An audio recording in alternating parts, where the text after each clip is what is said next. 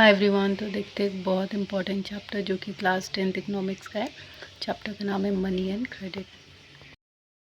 Money and credit की बात करें तो जाहिर सी बात है कि इसमें हमें पढ़ने को मिलेगा कि कैसे मनी एज अ ट्रांजैक्शन का रोल प्ले करता है ना, और क्रेडिट क्या होता है, मनी भी क्या होता है। देखिए, money is just a piece of paper या फिर एक कॉइन। जैसे हम 5 रुपये, 1 रुपये, 2 रुपये यूज़ करते हैं तो वो हमें कॉइन की फॉर्म में मिलता है। वही अगर हम 50 रुपीज़, 20 रुपीज़ या 500, वो हमें नोट्स की फॉर्म में मिलता है। तो money is just a piece of paper which is used as a medium of exchange. कहने का मतलब ये है कि पैसे, जो मनी है वो एक कागज़ का टुकड़ा होता है, लेकिन वो हर कंट्री का होता है। जैसे हमारे इंडिया में रुपी उसको कहते हैं, और सिर्फ रुपी से ही आप कोई भी चीज़ खरीद सकते हैं उसको एक्सचेंज करके। जैसे मान लीजिए आपको आइसक्रीम लेना है, आपको कपड़े लेना है, आपको जूते लेने हैं, कुछ भी, तो सिर्फ इंडियन रुपीज़ ही इंडिया में आपको वो चीज़ दिला सकती है। इसके अलावा अगर आप मान लीजिए डॉलर चलाएंगे तो वो नहीं चलेगा। तो उसी तरीके से हर कंट्री का अपना अपना एक करेंसी होती है, और वही उस कंट्री में as a medium of exchange का काम करती है। अब मीडियम ऑफ एक्सचेंज से अगर हम बात करें तो जाहिर सी बात है कि एक चीज़ का लेना और दूसरी चीज़ का देना है ना। मतलब मान लीजिए कि मैं आपको कुछ दे तो आप मुझे कुछ देंगे, तो that is medium of exchange, जिसका रोल मनी करती। तो देखिए, अगर हम मीडियम ऑफ एक्सचेंज से बात करें तो ऐसा तो नहीं था कि पहले जब इंडिया ऐसे एक किंगडम वाली कंट्री रही है जहाँ पे बहुत सारी किंगडम, बहुत सारे राजा ने रूल किया। तो पहले के टाइम में तो ऐसी करेंसी नहीं थी, तो कैसे मीडियम ऑफ एक्सचेंज, या फिर किसके थ्रू लोग अपना सामान खरीदते थे। तब बाटर सिस्टम हुआ करता था। बाटर सिस्टम का मतलब होता है सामान से सामान खरीदना। मतलब अगर हम थोड़े टाइम पहले की बात करें तो जो चीज़ें होती थी, गुड्स होते थे, वही एज अ मनी का रोल या फिर मीडियम ऑफ एक्सचेंज का काम करते थे। तब पैसे की कोई ज़रूरत नहीं थी। या फिर अगर ज़्यादा अमाउंट में करना होता था तो हम सबको पता है सोने के सिक्के होते थे, तो उसको as a medium of exchange माना जाता था। तो बाटर सिस्टम में क्या होता है कि जैसे मान लीजिए आपको गेहूँ चाहिए और मुझे चीनी चाहिए, तो आप मान लीजिए एक जगह पे रह रहे हैं, तो आपको वही चीज़ ढूंढनी पड़ेगी। वैसे इंसान को ढूंढना पड़ेगा जिसको वो चीज़ चाहिए जो आपके पास है, और उस इंसान को भी लेकिन उस चीज़ की ज़रूरत होनी चाहिए। जैसे मान लीजिए आपको चीनी चाहिए और मुझे गेहूँ चाहिए, तो आपके पास वो है जो मुझे चाहिए और मेरे पास वो है जो आपको चाहिए, तो हम दोनों as a medium of exchange use कर रहे हैं गुड्स को। तो वो होता था उस टाइम पे मनी के जगह पे। तो क्लियर हो गया कि बाटर सिस्टम क्या होता था, exchange of goods in simple terms. ठीक है। तो देखिए, क्रेडिट जो होता है ये दो तरीके का होता है, एक फॉर्मल सोर्स और एक इनफॉर्मल सोर्स। तो देखिए, फॉर्मल सोर्स ऑफ क्रेडिट में हम ले सकते हैं लोन का एग्जांपल। जैसे जब हमें पैसे की ज़रूरत पड़ती है, जब उतना ह्यूज अमाउंट हमारे पास ना, जैसे मान लीजिए कि आपको कोई बिज़नेस डालना है, तो जाहिर सी बात है कि 10-20 रुपये या 500 1,000 में तो होगा नहीं, आपको थोड़ा ह्यूज ज़्यादा पैसे चाहिए। तो ऐसे तो आपको कौन देगा, है ना। दुनिया मतलब कि यार है, तो उसके लिए एक जगह है बैंक। वहाँ पे हम जब जाते हैं तो वहाँ पे हमें लोन मिलता है। तो फॉर्मल सोर्स ऑफ क्रेडिट में सबसे बेस्ट एग्जांपल है लोन। लोन के थ्रू सॉरी लोन के थ्रू जो है आप एज अ क्रेडिट पैसे को यूज़ करते हैं। जैसे मान लीजिए आपको पहले के टाइम में, जैसे India primary source of economy रही है हमेशा से, तो अगर आपको एग्रीकल्चरल एक्टिविटी करना है तो आपको मान लीजिए कि बहुत सारी इंडिगो उगाने को बोल दिया, तो अब आप तो फार्मर, आपके पास इतने पैसे नहीं, लेकिन आपको पैसे चाहिए, तो आप बैंक के पास जाएंगे, लोन लेंगे, और जितना रेट ऑफ इंटरेस्ट पे बैंक आपको देगी आपको उसको वापस करना पड़ेगा। तो ये होता है फॉर्मल सोर्स ऑफ क्रेडिट। इसके अलावा इनफॉर्मल सोर्स ऑफ क्रेडिट भी होता है। जैसे मान लीजिए कि पहले के टाइम पे, और इनफॉर्मल सोर्स ऑफ क्रेडिट होता है, जैसे मान लीजिए पहले के टाइम पे जब ब्रिटिशर्स हमारे इंडिया पे राज कर रहे थे, तो आप लोगों को याद होगा कि दो कम्युनिटी या दो टाइप के लोग बड़े फेमस होते थे। एक पीसेंट्स, जिसको फार्मर्स भी कहते हैं, और दूसरा लैंडलॉर्ड्स, जिसको ज़मींदार भी कहते हैं। तो जो लोन हम लोग ज़मींदार से लेते थे, लैंडलॉर्ड से लेते थे, लोग अपनी फार्मिंग के लिए या और भी जो भी एक्टिविटीज़ उनको करना होता था, उसको कहते हैं इनफॉर्मल सोर्स ऑफ क्रेडिट। मतलब बेसिकली कहने का मतलब ये होता है कि जो फॉर्मल सोर्स ऑफ क्रेडिट होती है ना, ये गवर्नमेंट के पास रजिस्टर्ड होती है। इनफॉर्मल सोर्स ऑफ क्रेडिट जो होता है वो रजिस्टर्ड नहीं होता। जैसे मान लीजिए कि आपने लैंडलॉर्ड से कितना लिया, उसने आपको कितने इंटरेस्ट पे दिया, इस बात का कोई प्रूफ है? क्या पता वो आपसे ज़्यादा पैसे मांग ले, या फिर क्या पता आप ही बेईमान निकले, उसको कम दे दे, है ना। तो दोनों सिचुएशन हो सकती है।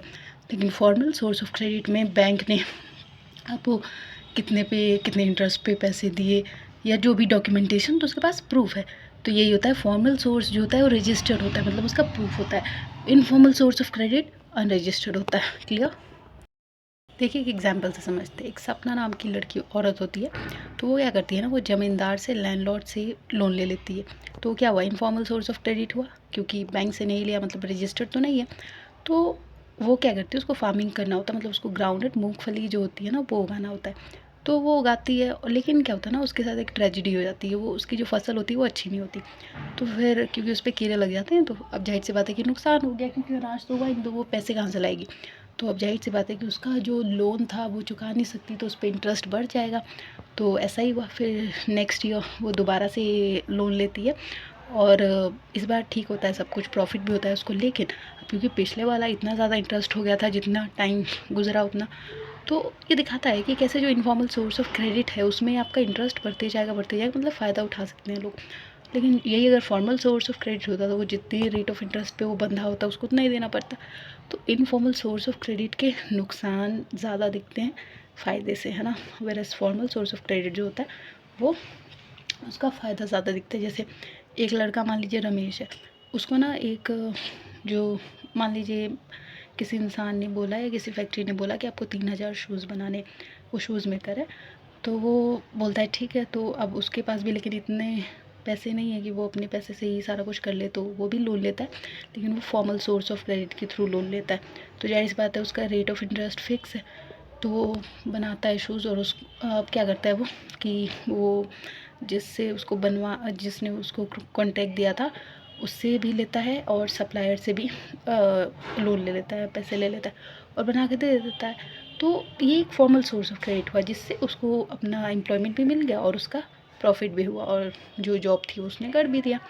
तो this is the basic difference between formal and informal source of credit, जिसमें फॉर्मल सोर्स होता है उसमें आपको ज़्यादा नुकसान का कोई डर नहीं होता, लेकिन इनफॉर्मल में ज़्यादा चांसेस होते हैं। और एक होता है, अगर आप टर्म्स ऑफ क्रेडिट की बात करें, तो जैसे इंटरनेट मतलब डॉक्यूमेंट, जैसे मान लीजिए टर्म्स ऑफ क्रेडिट क्या होता है कि जिसके थ्रू आप क्रेडिट ट्रांजेक्शन्स वगैरह कर सकते हैं। एक ऑनलाइन आप कर सकते हैं, जैसे आजकल यूपीआई पेटीएम ये वो बहुत ज़्यादा फेमस है ना। तो इंटरनेट के थ्रू एक होता है कोलेट्रल में ये होता है कि जैसे मान लीजिए आप लोन भी लेते हैं ना, तो उसमें क्या करते हैं कोलेट्रल में कि वो आपसे कोई चीज़ गिरवी भी रखवा लेते हैं। जैसे मान लीजिए मूवीज़ वगैरह में हम कैसे देखते हैं कि कोई अगर किसी को पैसे की ज़रूरत होती है तो अपना घर ही वगैरह दे देता है ना एट अ मोमेंट के लिए। तो वो आपकी कोई लैंड, कोई प्रॉपर्टी या कुछ भी जो जिसकी वैल्यू उतनी होगी जितना वो आपको पैसा दे रहा है, तो वो होता है कि मतलब किसी सामान का गिरवी रखवाना इज़ कोलेट्रल, ठीक है। फिर डॉक्यूमेंटेशन चाहिए होगा टर्म्स ऑफ क्रेडिट के लिए, मोड ऑफ रीपेमेंट की किस ज़रिए से आप ऑनलाइन करने वाले हैं या कैश के फॉर्म में देने वाले हैं, कैसे देने वाले हैं, है ना, कैश ऑन डिलीवरी करने वाले। तो ये सब होता है टर्म्स ऑफ क्रेडिट के अंदर। ये अगर हम बात करें तो ये जो सेल्फ हेल्प ग्रुप ये रूरल एरिया में लोगों ने खुद की मदद करने के लिए बनाया। मतलब जैसे मान लीजिए हम सबको पता है कि रूरल एरिया में इतना डेवलपमेंट नहीं है, चाहे वो एजुकेशन हो, हेल्थ हो, बैंक्स हो या कोई भी फैसिलिटीज़ इतना नहीं है, बहुत बेयर मिनिमम वहाँ पे फैसिलिटीज़ होती हैं। तो वहाँ के लोगों ने खुद की मतलब as a money, as a credit या एज अ क्रेडिट सोर्स की हेल्प करने के लिए, अपने आप को पैसे से हेल्प करने के लिए उन्होंने SHG सेल्फ हेल्प ग्रुप बनाया। इसमें क्या होता है ना कि मान लीजिए वहाँ पे इसमें बैंक्स नहीं होते हैं ज़्यादा, छोटे मोटे ऐसे लोग मतलब ग्रुप ऑफ पीपल होते हैं जो कि हेल्प करते हैं। ग्रुप से आपको समझ में आ रहा होगा, सेल्फ हेल्प ग्रुप मतलब लोगों का समूह बनाते हैं, और वो लोग जैसे मान लीजिए एक कमेटी टाइप की होती है, और वो लोग जमा करते हैं पैसे, हर महीने देता है, और जिसको ज़रूरत होती है वो उठा लेता है, फिर वो अपना भर के पूरा कर देता है। इसमें डॉक्यूमेंटेशन की ज़रूरत नहीं होती, वेरएज़ यहाँ पे फॉर्मल सोर्स में होती है। गरीब लोगों के लिए बहुत फ़ायदेमंद है ना, क्योंकि मोस्टली जो गरीब लोग होते हैं उनको उतना डॉक्यूमेंटेशन का सेंस नहीं होता, और इसमें इंटरेस्ट भी नहीं लगता। सबसे मेन बात तो ये है, इसीलिए ज़्यादा फ़ायदेमंद है। 15 से 20 मेंबर होते हैं इसके अंदर, इंटरेस्ट नहीं लगता, और बैंक्स की कमी जो है ये सेल्फ हेल्प ग्रुप पूरी करती है रूरल एरियाज़ में।